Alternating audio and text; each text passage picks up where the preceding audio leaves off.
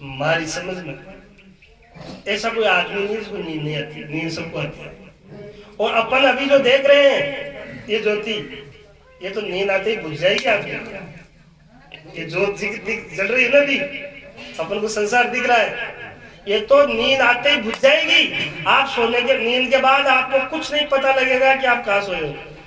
आप गरीब हो अमीर, आपको बीमारी है कि आप निरोग हो, यहां तक पता नहीं लगेगा नींद में कि स्त्री और पुरुष। जगने के बाद पता लगता है। और इसलिए शास्त्र ये कहते हैं कि 24 घंटा में एक बार मरने का अनुभव सब आदमी करता है। इसको शास्त्रों में पर लिखा है।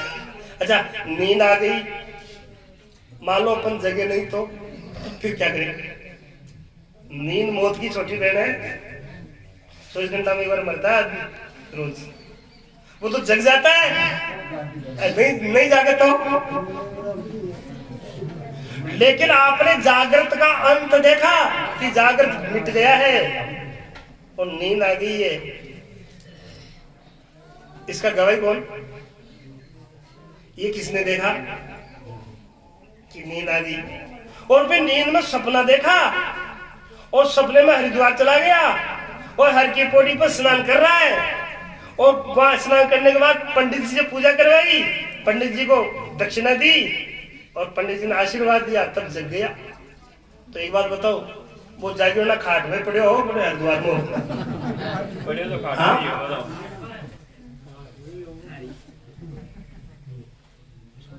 में। इसका मतलब ये था कि वहां ये शरीर नहीं था। इसका मतलब ये सिद्ध होता है कि ये शरीर वहां नहीं था और नहीं ये हरिद्वार था, नहीं ये पंडित जी थे।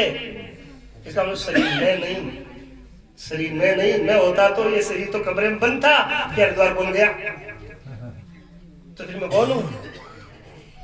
और फिर सपने को किसने देखा? ये शरीर तो पड़ा है और नींद में है, इंद्रियां बंद है, सब चाबी लोग बंद है। ये सपने का गवाही कौन? सपने का साक्षी कौन? सपने का प्रूफ क्या कि सपना आया था, इसको किसने देखा? इसका मतलब ये हुआ कि जागृत के अंत को देखा और स्वप्न टूट गया, स्वप्न के अंत को देखा। और कभी कभी ऐसा होता है कि स्वप्न भी नहीं देखता, मन भी नहीं रहता, बुद्धि भी नहीं रहती, कुछ नहीं, केवल सुषुप्त अवस्था में प्रलय होती है और उठ के कहता आज नींद में कुछ पता नहीं रहा। जैसे डॉक्टर बेहोश कर देते हैं, काटते हैं, तब ऑपरेशन के टाइम पर कोई पता नहीं था, डॉक्टर ने कब काट लिया। इसका मतलब सुषुप्ति का अंत हमने देखा, स्वप्न का साक्षी हम, सुषुप्ति के साक्षी हम, जागृत के साक्षी हम। तो जागृत आई चली गई, स्वप्न आया चला गया, सुषुप्ति आई चली गई, लेकिन इसका जानकार, इसका साक्षी, इसको जानने वाला सदा रहा। इसी का नाम आत्मा, इसलिए इसको अनंत कहा, उसी का नाम चेतन है।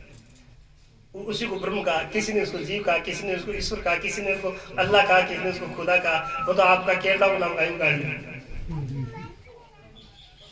लेकिन सत्य वस्तु एक है भाई। एक आदमी है, घर में गया तो किसने का पिताजी, किसने का दादाजी, किसने का भाई, किसने का चाचा, किसने का फूफा जी, किसने का नाना जी, आदमी कितना है? एक चेतन तत्व था। और वो जागृत को जानता है, वो स्वप्न को जानता है, वो सुषुप्ति को जानता है। संतों ने उसका नाम दिया तुरिया। तुरिया पद अनुभव भयो ताकि सुध पाइयो, एम ब्रह्म कहती हूँ गयो बिलाइयो, ऐसी मोहि रेंग गियायो, कौन सुने किसको कुछ वर्णन नहीं जाइयो।